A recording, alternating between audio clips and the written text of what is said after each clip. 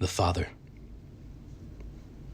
When we are speaking of the supernatural, of the disturbing, of the grotesquely weird and disgusting, we consider only the monsters themselves.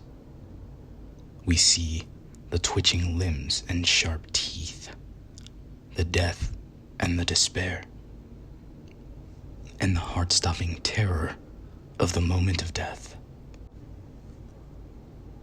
We rarely look past this into the real question and mystery. I could spend all day debating back and forth about any number of spooky topics, but I want to take the moment to discuss something else.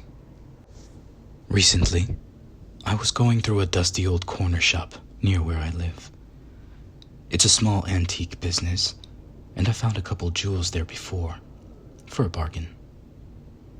The old man who runs the place doesn't know the difference between an old piece of junk and an arcane artifact. I take advantage. But what I found there on this day was a stack of old books, stacked haphazardly on the counter, as if they had been tossed down without a second thought. I started going through the pile expecting to find only a few old storybooks, maybe a diary at best. I was just leafing through a book of an old nursery rhymes when I noticed an old, thin volume tucked between the other books. My curiosity got the better of me, and I carefully removed the odd little thing from the stack. Made out of worn leather, it was more than 15 centimeters in height, and I couldn't contain more than 100 thin pages. I was unconvinced this was anything more than a short novel or someone's old notepad. Judging by the lack of a title, probably the latter. I opened the cover carefully, turning to the title page. Written in delicate, beautifully flowing handwriting were the words, "The Father." My interest piqued. I carefully lifted the thin paper and turned the page. To my surprise, I found a short verse, 4 lines long, with no title and no author's name. It read, "From mother's womb we did not come. Father's hand is what was done. To heaven's gate we did not crawl. Into the deeps we did not fall." I knew this was not just any old children's rhyme. There are no nursery poems which dismiss the mother of the child so quickly and easily. It's usually, listen to your parents and do what they say. Obey God's will and you will be rewarded. This little verse was clearly saying the opposite. I closed the book, taking it up to the counter. The man gave me a strange look when he saw it, like he was wondering what a young person like me was going to do with such an old book. He just shrugged and let me buy it after a minute, but gave me that look again on the way out. It was like he was judging my personality. I drove home eager to investigate the rest of the book's contents. I wanted desperately to know what the verse meant, and thought perhaps the idea might be made clear by the rest of the writings. About 10 minutes after I opened the book, at home, however, I was even more confused than before. Each page of the book contained a verse of poetry, and each poem was of a similar style and voice, but I couldn't make heads or tails of it. With fires blaze and ices chill, in the darkest night and deepest still, he comes to those close to death and finds the souls he likes best. Now, what do you make of that little piece? Does it make any sense? It didn't to me, and I gave up. Went to bed after an hour or so at it. Leaving the book on the table, I figured I would be able to figure it out in the morning. I dropped off almost immediately and found myself in a strange dream. I'm in a gray-walled room, standing against one of the walls, as if I had just stepped through a doorway. All around me is a perfect, frozen silence. Not like anything I've heard before. It wasn't the pregnant pause of the theater or the soft silence of falling snow. It was as if the entire universe had simply stopped and left behind the most complete and utter silence ever to exist. The atmosphere sent crackles of electricity up my spine, making me grow ever more tense and nervous. I began to feel watched and a little sick standing there. Then, the silence was shattered as the sound of approaching footsteps echoed eerily throughout the space. I found that I was able to move, and I turned my head to see a man approaching. He was dressed in regular clothing, blue jeans and a gray sweater pulled over a slim, angular frame. I couldn't tell you exactly what he looked like because his face seemed blurred.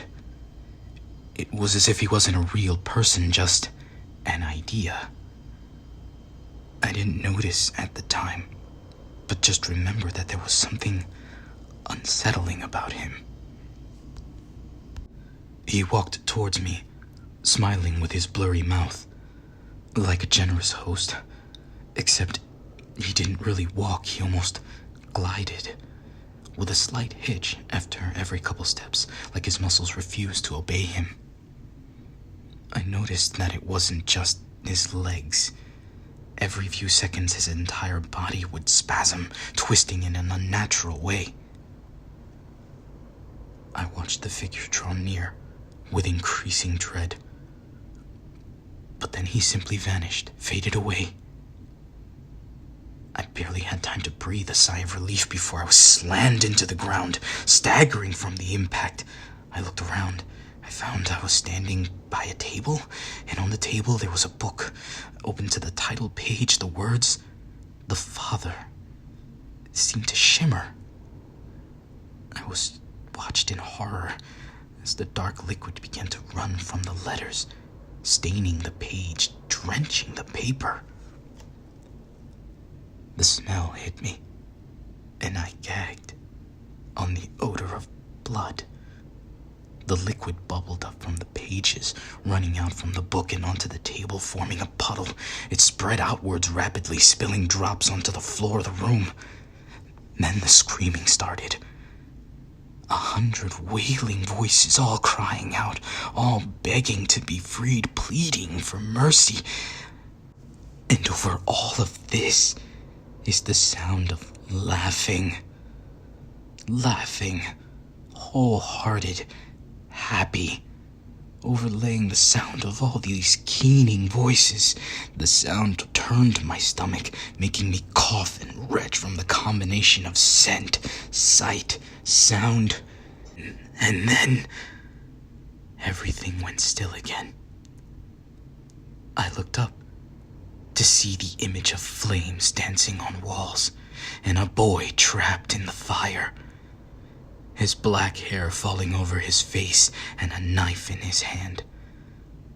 Blood stained the ground around him.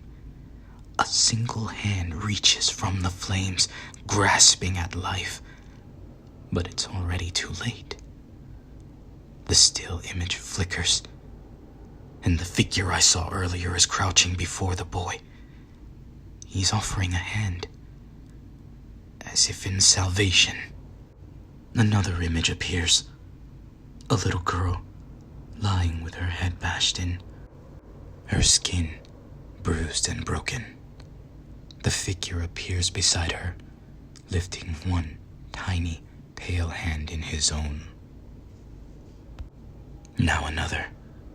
There's a man, badly wounded, lying in a makeshift hospital bed. There are bandages wrapped around his head, covering his eyes. Again, the man appears beside him, whispering in his ear. The image changed again and again, each time another person who was shown in despair, on the brink of death. Each time the man appeared beside them, as if offering help. There are too many to count, too many to comprehend. I felt as if my head was being filled with knowledge that I had no place for. I didn't understand. And finally, the image became one of me, poring over the books at my table. The book is highlighted, brought into sharp focus. The pages ruffle, blank and white, without a word written on them. 1,000 hands reach up, tapping the book, adding a verse to the collection. Each page is filled, one after another. Then the hands change, becoming paws, claws, long hooked fingers, blades. They all grasp for the book, but it hovers just out of reach. Then, the tome settled back on the table, drenched in blood. The pages fly backwards until the title page is visible. The words, "The Father," written in the beautiful thin handwriting, seemed almost alive. I woke up, in bed, gasping for air. I leapt to my feet, throwing off the covers, and practically flew to the other room, scrambling to the table. The book was still there. I'm conflicted. I want to throw the thing out, or set it on fire to destroy it, and never see it again. And yet, I want to keep it with me, and make sure no harm comes to the precious object. I feel as if the object is tied to my life, that it is the single most important object I've ever possessed. Since then, I've tried to leave it behind several times. I never had the heart to destroy it. I always threw it in the trash or set it along the road. Once I left it at a cafe table in hopes a waitress would, perhaps, take a liking to it and rid me of the thing. But it always comes back. I've grown attached to the object, reading and rereading the verses again and again. Gradually, I've worked out the meaning behind them by comparing the dreams and researching the entity known as the Father online. He's hard to find any mention of at all, and it was months of digging before I found anything that seemed remotely related.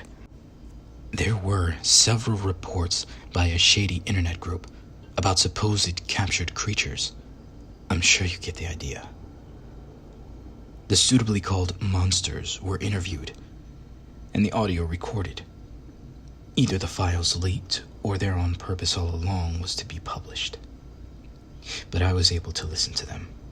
In each recording, the monster will mention the Father, as though refers simultaneously to a despicable entity and a treasured family member.